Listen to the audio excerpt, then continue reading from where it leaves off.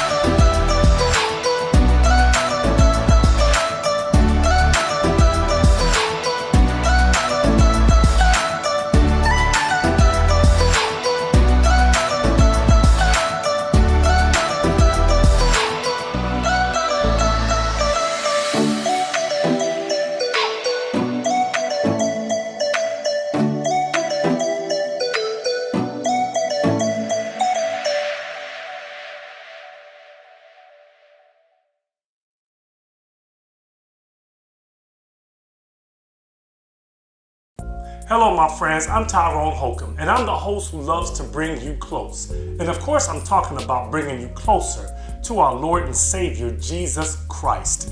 And the way that I'm able to do that is through this podcast called Points to Ponder. And you know, I like to tell you, it's your points to ponder.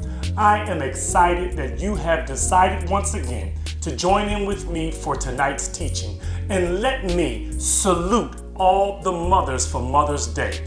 That's what this particular teaching is on. It's about mothers. And as a thought and a title, I want to present to you, we need mothers. Have you ever thought about this? God thinks so highly of mothers that he decided to have one himself. Wow. He could have chose any way to come to this world, but the vehicle that he chose was motherhood. And because God needs a mother, then you know we need a mother. We need a mother because mothers, they make an impact. We know that mothers give impartations, and mothers, they leave an indelible impression upon our lives. I want to come from a particular text, Luke chapter 1. I want to read verses 28 through 31, the King James Version, as we progress in this particular teaching, we need mothers. And this is what Luke 1, 28 through 31 reads. And the angel came in unto her and said, Hail, thou art highly favored. The Lord is with thee. Blessed art thou among women. And when she saw him, she was troubled at his saying, and cast in her mind what manner of salutation this should be. And the angel said unto her, Fear not, Mary, for thou hast found favor with God. And behold, thou shalt conceive in thy womb and bring forth a son, and shall call his name Jesus. I want to bring out three elements that will express, I believe, adequately why we need mothers. The first element is because mothers, they carry. We need to understand mothers have the ability and the capacity to carry us. Luke 1:31, it reads again, And behold, thou shalt conceive in thy womb and bring forth a son, and shall call his name Jesus. To understand that Mary would conceive, we need to know that conception is the ability to carry. And Mary, she had that ability. And all mothers have the ability to carry us. Our mothers, they carry us with their hand. And when we become too big for them to carry us with their hand, they continue to carry us with their heart. It's so imperative that we understand that mothers, they carry. I don't know if you ever looked at this, but within the word mother is the word other. And the reason for that is because a mother holds within her others, her children. And this is why in the scriptures, Adam, he named Eve, Eve. I don't know if you know that. Many people think that God named the male Adam and named the female Eve, but that's not so, because they were equal in their union. God called them both Adam. However, as a pet name, a nickname, Adam looked at the female Adam and he says, I'm going to call you Eve. And then the Bible tells us why he called her Eve. He says, because you will be the mother of all life. And so we need to know that mothers are able to carry. All mothers are able to carry us. But then number two, mothers, they can. C-A-N. Mothers can. They have the abilities that we need to help us and to aid us. God has encoded it within every mother, the ingenuity to be able to help her children. This is what it reads in Luke 1, verse 38. And Mary said, behold, thy handmaid of the Lord, be it unto me according to thy word. And the angel departed from her. Now, when the angel told Mary that she would conceive a child, Mary, she didn't know how she would be able to carry a child because she was not even intimate at that point with a man. However, Mary understood this much. If God says it, then that settles it. So Mary, even though she found herself perplexed, she says, be it unto me according to your word. And because Mary said that, she was able to do what God said she could do. Mary was able and she was willing. Mothers can understand. There's a lot of things that our mothers can do.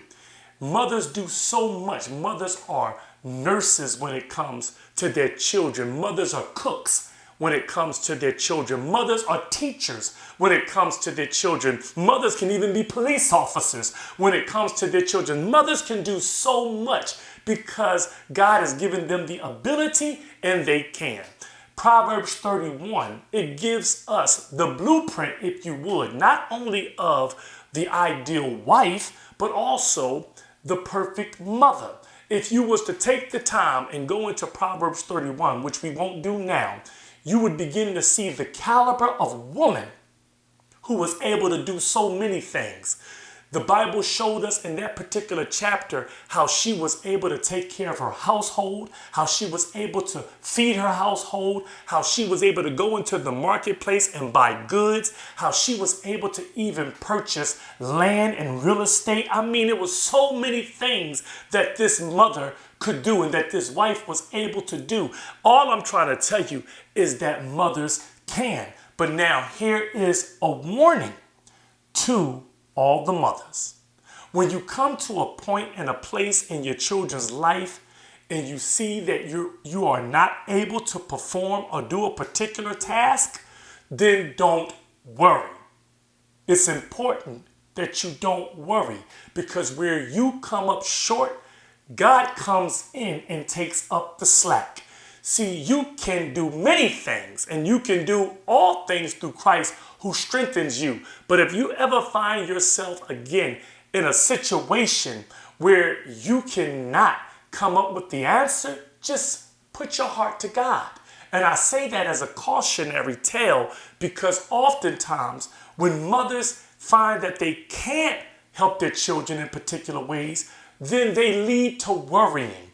And what worry does, it drains you of all of your strength. And so you don't ever want to come to a place where you worry. You know, there's a joke that I heard some time ago, and it was about a man who couldn't stop worrying.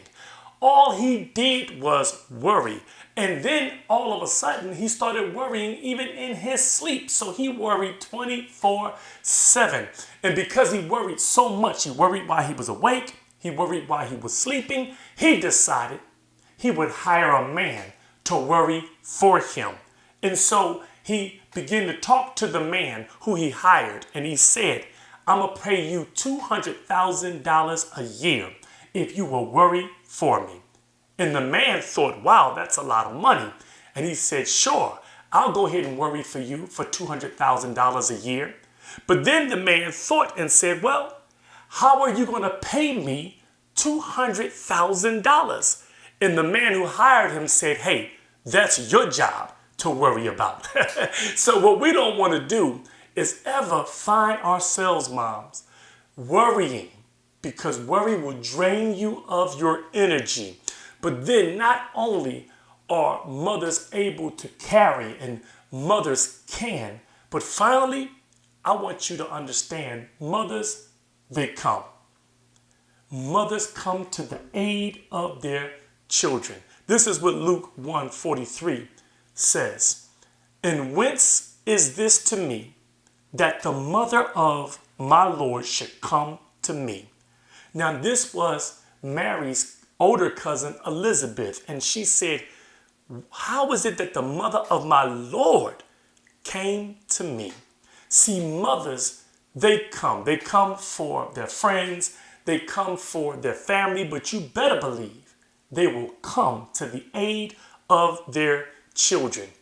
I can recall some years ago when a whole cadre of us ministers went out to Israel, and we had a glorious time. I mean, we really had a time in the Lord, seeing the vastness of the land and taking on a whole lot of the historical places. We just enjoyed ourselves. But one thing that stuck out to me to this day is we were walking along a particular path, and we saw a man who had this huge donkey.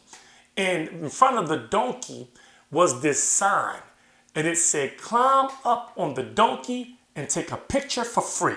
And I mean, this donkey was so huge that we all wanted to take a picture with the donkey. And so we began to form a line, and before one of us can get and climb up on that donkey, our tour guide, he told us, don't get up on that donkey. It's going to cost you. And we said, no, look at the sign. The sign said we could climb up on the donkey and take a picture for free. And our tour guide said, yeah, but it's a scam.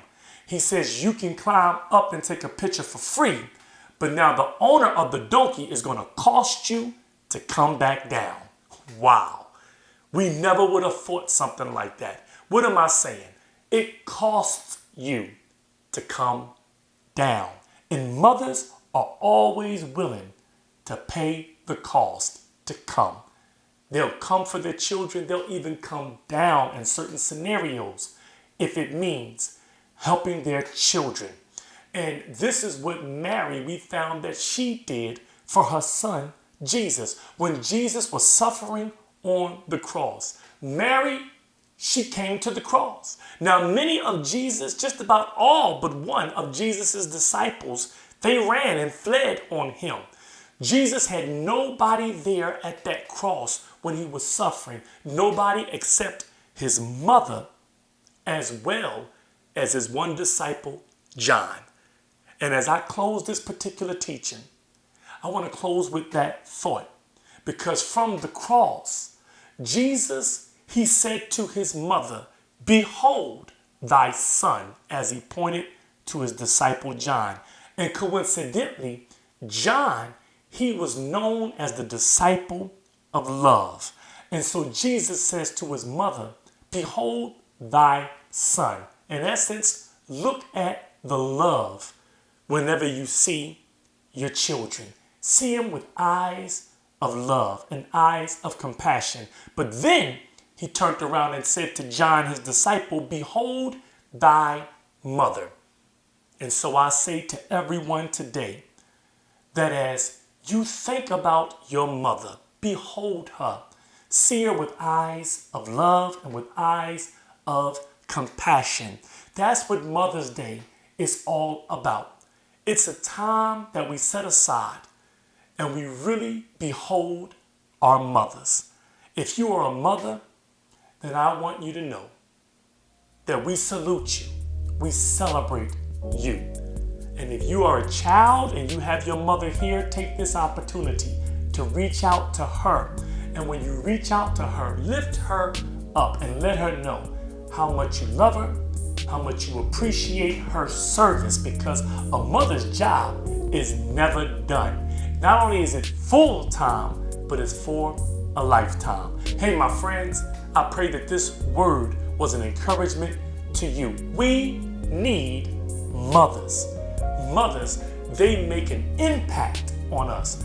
Mothers, they leave an impartation as well as an impression upon our lives. I'm asking that you would get this word out to all the mothers and tell people how to find us on YouTube by looking up myself, Tyrone Holcomb. And if you have not already connected with us on Facebook, Twitter, or Instagram, I'm asking that you do that as well. There'll be information at the end of this program showing you how you can connect with us on our social media sites. Well, my friends, until next week, I'm praying that you will remain safe, and above everything, in every situation, just remind yourself, God is real.